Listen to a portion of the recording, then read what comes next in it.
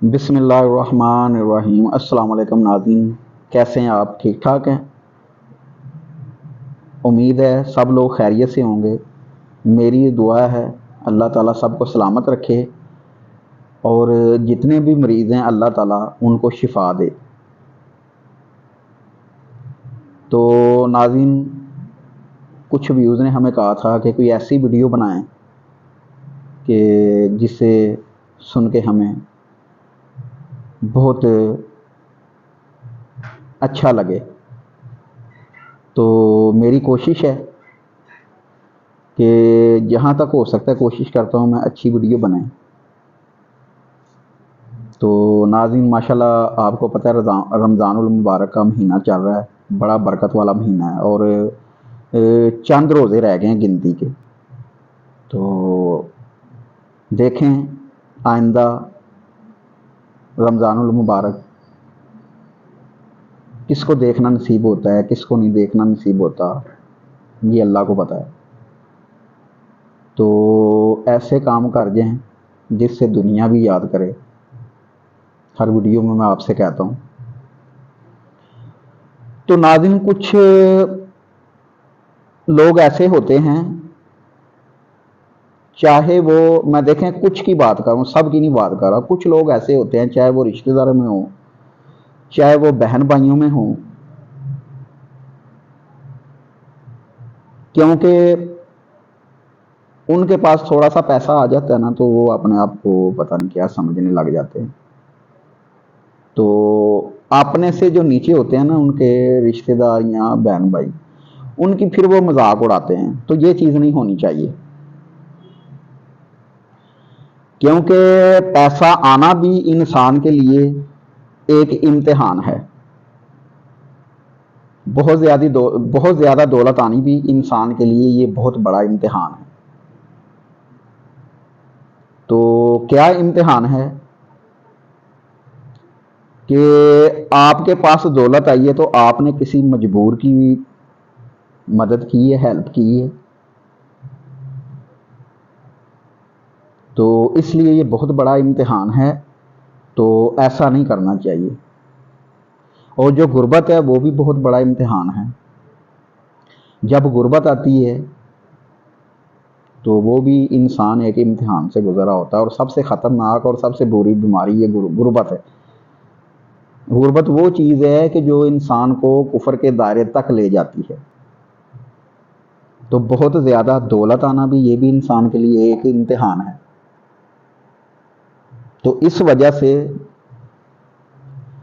जब इंसान के पास दौलत आ जाती है ना, तो उसको पहले से ज़्यादा आजिज़ी इख्तियार कर लेनी चाहिए कि मेरे से कोई ऐसा काम नहीं हो जाए कि अल्लाह ताला को बुरा लगे। देखें, मैं फिर वही वहाँ से बात शुरू करूँगा कि कुछ लोग होते हैं, मैं एक आपको छोटी सी मिसाल देने लगा हूँ। एक आदमी था, बड़ा अमीर था वो। उसके पास ना एक हीरे की अंगूठी थी। वो अंगूठी नाज़रीन बहुत कीमती थी। तो उसने ना अचानक भूल गया, एक टेबल पे रखी उसने अंगूठी।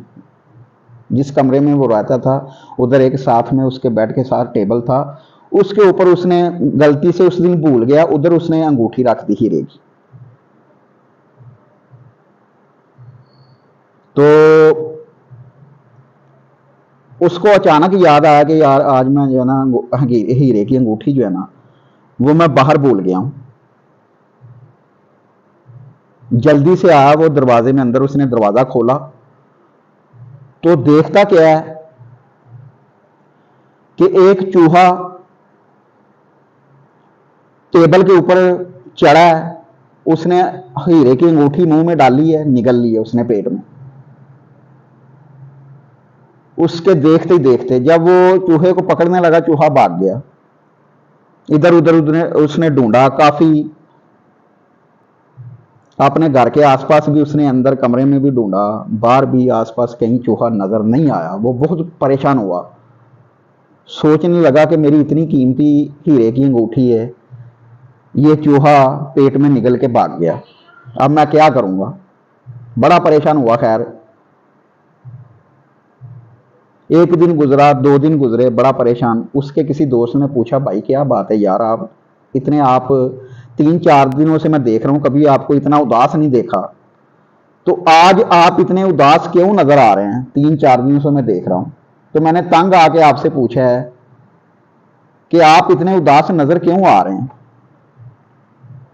تو اس نے اس دوست سے بولا بھائی کیا بتاؤں آپ کو، میں میری جو ہیرے کی انگوٹھی تھی نا، جو میں آپ سے کہتا تھا کہ یہ میری بڑی قیمتی ہے، ایسے ایسے ماجرا ہوا ہے. میں باہر بھول گیا تھا ٹیبل پہ کمرے میں، تو جب میں اندر گیا ہوں انگوٹھی اٹھانے، تو سامنے کیا دیکھتا ہوں کہ ایک چوہا ٹیبل پہ بیٹھا ہوا ہے. اس نے ہیرے کی انگوٹھی منہ میں ڈالی ہے اٹھا کے، اور وہ پیٹ میں نکل لیا. تو میں نے کافی اس کو تلاش کیا ادھر ادھر، لیکن وہ نظر نہیں آیا. اب میں کیا کروں؟ خیر اس کے دوست نے مشورہ دیا کہ فلاں فلاں ایک شکاری ہے، بہت تجربہ ہے اس کا، تو اس سے مشورہ لیتے ہیں وہ کیا کہتا ہے. تو ناظرین وہ دونوں اس کے پاس گئے، اس کو سارا اپنا ماجرا، ساری کہانی سنائی کہ یہ مسئلہ ہوا ہے ہمارے ساتھ. خیر وہ شکاری آیا، اس نے بولا کوئی مسئلہ نہیں، میں کوشش کروں گا کہ آپ کو وہ چوہا بھی پکڑ دوں اور پیٹ چاک کر کے ہیرے کی انگوٹھی بھی میں آپ کو نکال دوں، تو میں اتنا معاوضہ لوں گا. اگر میں کامیاب ہو گیا، شکاری نے کہا کہ اگر میں کامیاب ہو گیا تو بھائی میں اتنا معاوضہ لوں گا آپ سے، کیونکہ آپ کی ہیرے کی انگوٹھی بہت قیمتی ہے، تو میری یہ شرط ہے میں اتنا معاوضہ لوں گا. وہ مان گئے، انہوں نے کہا ٹھیک ہے ہم دے دیں گے معاوضہ. شکاری آیا، اس نے سب سے پہلے اس سے یہ پوچھا کہ کہاں پڑی ہوئی تھی وہ انگوٹھی. انہوں نے بتایا، ساری لوکیشن بتائی کہ یہاں پڑی ہوئی تھی.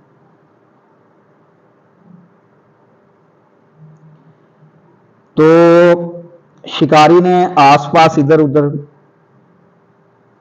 بیڈ کے نیچے کمرے میں آس پاس ادھر ادھر دیکھا. اس کے بعد وہ گھر کے باہر جو دیواریں تھیں نا سائڈوں پہ، ادھر دیکھنے لگا وہ. تو ایک سائڈ پہ نا چھوٹا سا سوراخ تھا، وہ سیدھا زمین کے اندر جا رہا تھا. تو شکاری اس کو کھودنے لگ گیا وہاں سے نا. شکاری کو پتا تھا کہ یہ چوہے کی بل ہے. یہ آہستہ آہستہ اس کو کھودنا شروع کر دیا شکاری نے. کھودتا گیا کھودتا گیا کھودتا گیا، نیچے کیا دیکھتا ہے کہ بہت بڑا نا، انہوں نے ایک اپنا چوہوں نے گھر سا بنایا ہوا تھا بہت بڑا. کافی سارے چوہے اس میں جمع ہوئے تھے، اپنے گھر میں آرام فرما رہے تھے. تو سب چوہوں کو اس نے دیکھا. تو ایک چوہا تھا نا ناظرین، وہ ایک سائڈ پہ اونچی جگہ پہ ایسے نا بیٹھا ہوا، سب چوہوں کو دیکھ رہا، ایسے بیٹھا ہوا، چوہے اس کی طرف دیکھ رہے ہیں، اور وہ ایک سائڈ پہ نا اونچی جگہ پہ ایسے بیٹھ کے وہ سب چوہوں کو دیکھ رہا ہے، اور وہ چوہے اس کی طرف دیکھ رہے ہیں. وہ سائڈ پہ ماشاءاللہ اکیلا ہی بیٹھا ہوا ہے. وہ اس کو دوسرے چوہے اچھے ہی نہیں لگ رہے. خود وہ اونچی جگہ پہ بیٹھا ہوا ہے، نیچے دوسرے چوہے بیٹھے ہوئے آرام کر رہے ہیں، وہ دیکھ رہے ہیں اس کے ڈرامے بازی میں. تو شکاری نے ادھر ادھر نظر ماری، وہ جو اکیلا چوہا تھا نا اس کو شکاری نے پکڑ لیا. پکڑ کے وہ سائڈ پہ لے گئے، اس کا پیٹ کیا کیا شکاری نے، تو ناظرین اس میں سے ہیرے کی انگوٹھی نکلی اس آدمی کی. اس کو دی اس نے وہ انگوٹھی. تو وہ جس شخص کی انگوٹھی تھی نا، اس نے شکاری سے پوچھا یار مجھے ایک بات تو بتائیں، آپ نے یہ بہت بڑا کارنامہ کیا ہے، میری اتنی قیمتی ہیرے کی انگوٹھی تھی وہ آپ نے مجھے ڈھونڈ دی ہے، لیکن مجھے ایک بات کی سمجھ آپ کی نہیں آئی کہ یار آپ نے وہ چوہوں کی بل کھودی، اس میں چوہے تھے، کافی ڈھیر سا لگا ہوا تھا چوہوں کا، تو وہ جو اکیلا چوہا سائڈ پہ بیٹھا ہوا تھا اونچی جگہ پہ، اسی کو آپ نے پکڑا ہے، دوسرے اتنے سارے چوہے تھے ان کو آپ نے، ان میں سے کسی کو نہیں پکڑا آپ نے، کیا وجہ ہے؟ تو شکاری کہنے لگا کہ یہ بات آپ کو سمجھ نہیں آئے گی کہ جس کو اس کی اوقات سے زیادہ مل جاتا ہے نا تو اس کو اپنے سے نیچے لوگ جو ہے نا وہ اچھے نہیں لگتے. تو وہ اتنی قیمتی انگوٹھی چوہے نے نگل لی تھی، وہ اس کو پتا تھا کہ میں بہت امیر ہو گیا ہوں، تو اس کو اپنے سے نیچے جو چوہے تھے نا، وہ غریب یا جو بھی تھے، وہ اس کو اچھے نہیں لگ رہے تھے. تو خیر بڑا حیران ہوا وہ آدمی جس کی انگوٹھی تھی سن کے. تو ناظرین، مثال دینے کا مطلب یہ ہے کہ خوددارہ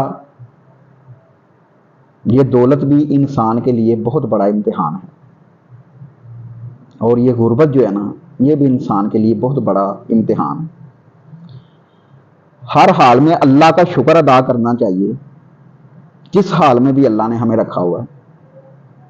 دیکھیں ناظرین، انسان ہے، وہ کہتا ہے میرے پاس لاکھ آ جائیں، پھر وہ کہتا ہے 2 لاکھ آ جائیں، پھر کہتا ہے 10 لاکھ آ جائیں. ایسے کبھی وہ اللہ کا شکر نہیں کرتا.